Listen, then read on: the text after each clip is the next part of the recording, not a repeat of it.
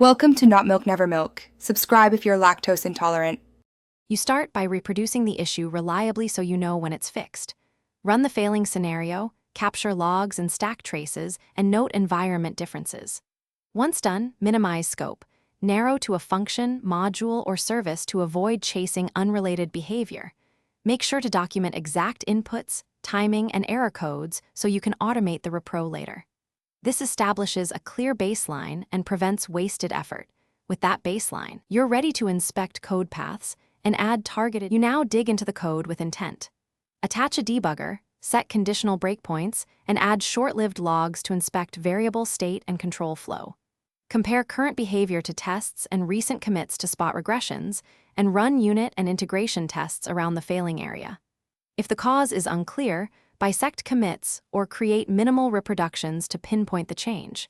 As you test hypotheses, keep changes isolated so you can revert quickly and understand why the fix works. You implement the smallest change that resolves the cause and add a regression test that reproduces the bug to prevent future recurrence. Run the full test suite and CI pipelines and verify behavior in staging that matches production conditions. Once confident, deploy with a rollback plan, feature flag, staged rollout, or immediate revert process. If issues persist, one troubleshooting tip. Revert to the last known good commit and replay your repro with incremental changes to identify the failing modification. Thanks for watching. If this was helpful, leave a like and consider subscribing. See you next time.